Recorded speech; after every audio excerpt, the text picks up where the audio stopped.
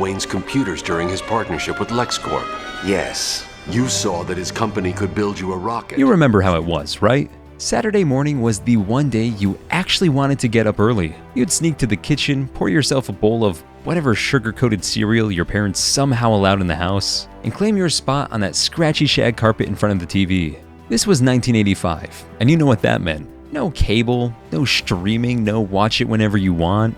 Just you, your cereal, and 4 sacred hours of cartoons that every kid in America was watching at exactly the same time. You lived for this. We all did.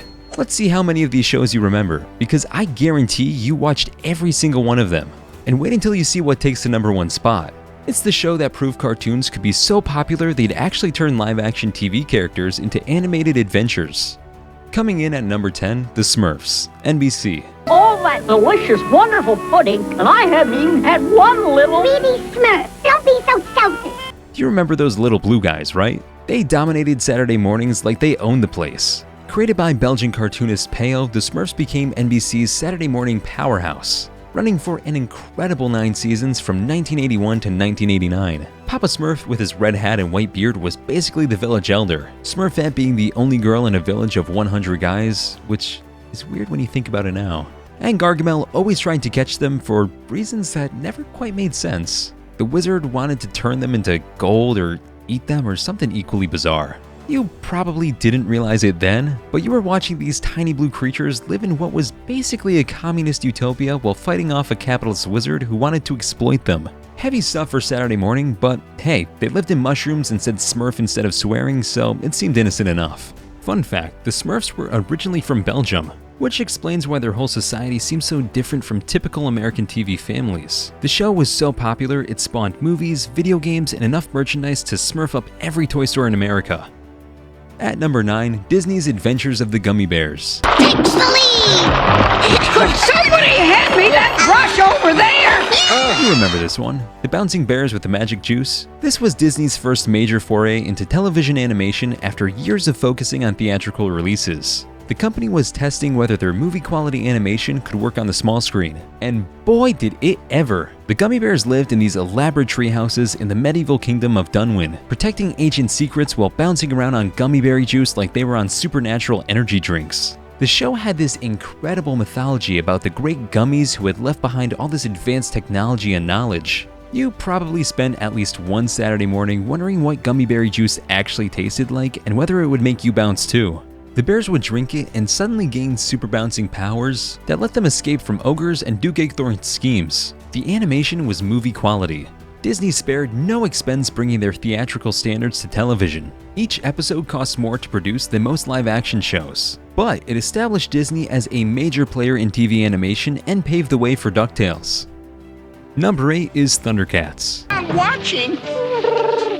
Let him loose! Loose! Loose! Or your shaggy friend will feel my mace! Oh man, you definitely remember this one. Half-dressed cat people with medieval weapons fighting mummy villains on an alien planet, this show had everything your 8-year-old brain could want. The ThunderCats were refugees from the planet Thundera who crash-landed on Third Earth and had to defend themselves against ancient evils. Lion-O with that crazy sword of omens that gave him sight beyond sight, Chitara running faster than anyone should be able to, and Mum-Ra, the ever-living being genuinely terrifying for a cartoon villain. The guy lived in a pyramid and transformed from a decrepit mummy into a muscled monster just to fight some cat people. You probably tried the battle cry at least once, right? Come on, we all did it. And you definitely had strong opinions about which ThunderCat was the coolest. Was it Panthro with his mechanical skills, or Tigra with his invisibility powers? Here's what's wild. This was produced by Rankin Bass, the same company that made all those Christmas specials like Rudolph the Red-Nosed Reindeer. They partnered with Japanese animation studios to create this epic space fantasy that was basically a 30-minute toy commercial. But the animation was so good that nobody cared. Sliding into number 7, Muppet Babies. I once shot my sled out of my cannon and I zoomed halfway around the world. Ain't that right, Potato? You remember how this one hit different, right?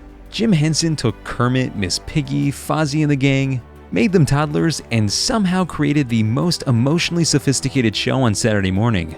This wasn't just baby versions of beloved characters, it was a masterclass in imagination and creativity.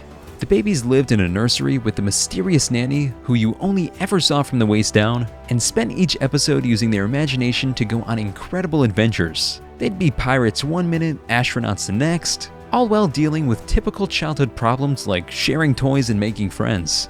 You probably didn't notice then, but this show was sneaking in references to movies you'd never seen and pop culture that was way over your head. The babies would recreate scenes from classic films, introducing you to everything from Star Wars to Casablanca without you even realizing it. The genius part? The show seamlessly blended animation with live-action footage and stock film clips.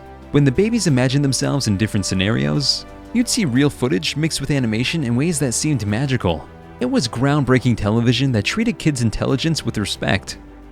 Coming in at number 6, the Snorks, NBC. You want to go again? Whee! Yeah!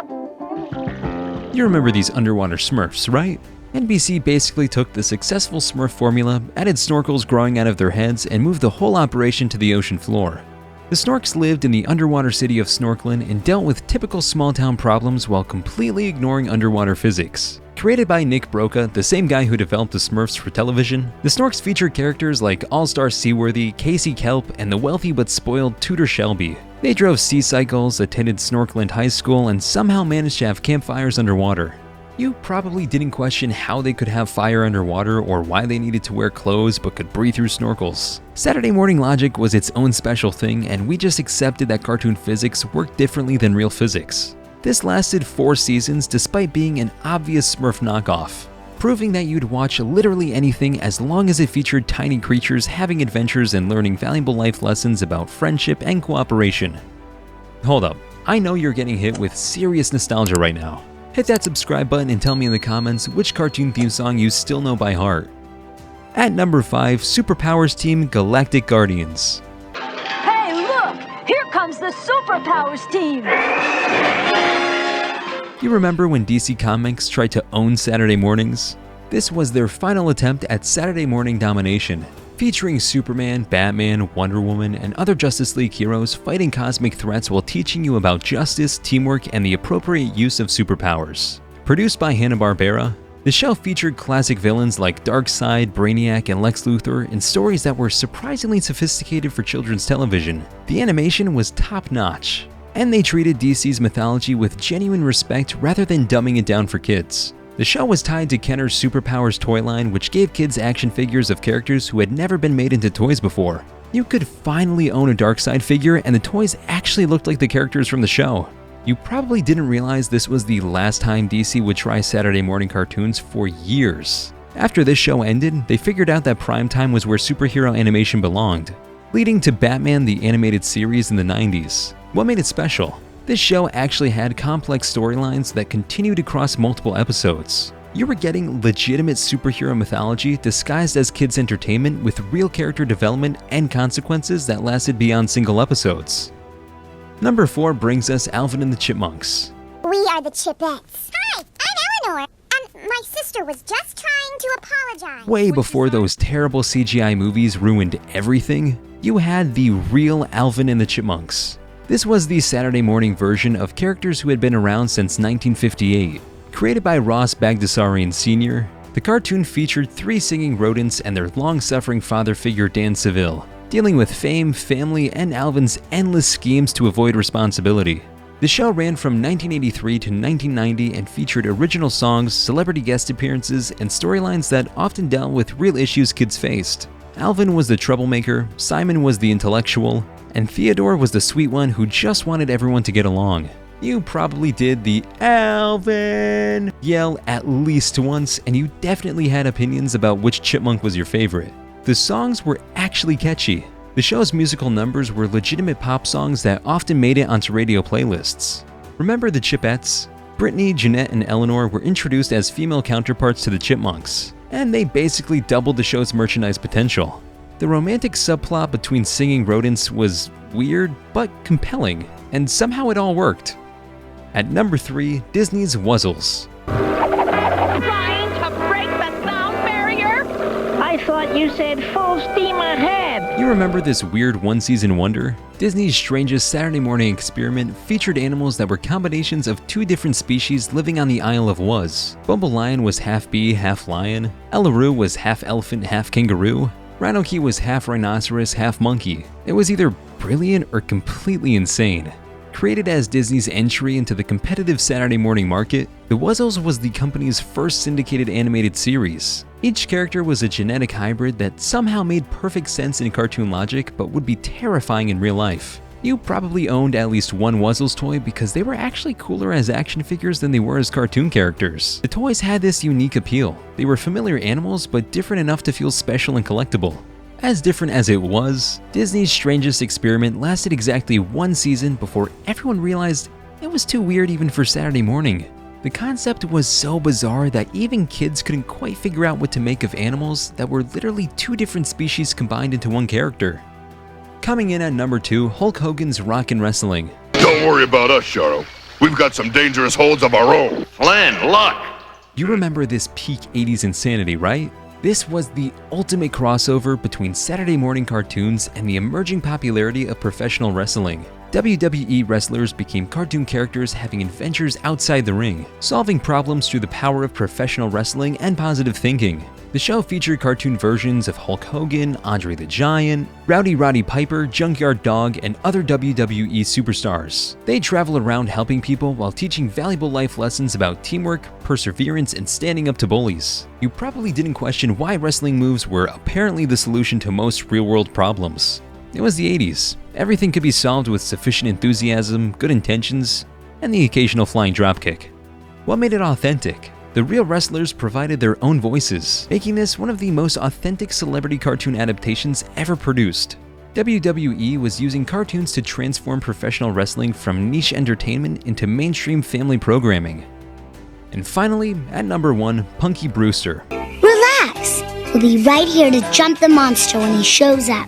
Now, Glomer, you're our lookout. Understand? Animated series. You remember when they took the live-action NBC sitcom and made it a cartoon? This was one of the first successful live-action to animated adaptations, proving that strong characters could work across different media formats. Cartoon Punky got magical adventures with a creature named Glomer, while keeping her optimistic spirit and mismatched fashion sense that somehow made perfect sense to you. The animated version allowed for fantasy storylines that the live-action show couldn't achieve with 1980s television budgets. Punky could travel through time, visit other dimensions, and have adventures that would have been impossible with real actors and practical effects. Glomer was a magical creature who lived in Punky's room and could grant wishes, but usually in ways that created more problems than they solved. This taught kids valuable lessons about being careful what you wish for while providing endless opportunities for surreal animated adventures. You probably didn't think it was weird that the cartoon version could do things the real show couldn't. Animation meant anything was possible, and Punky's adventures could be as wild and imaginative as Saturday morning demanded.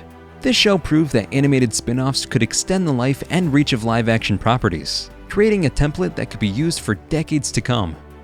So there you have it. Saturday morning cartoons in 1985, when 4 hours of animation could define your entire week, and missing your favorite show felt like a genuine emergency. You lived through the golden age and didn't even know it.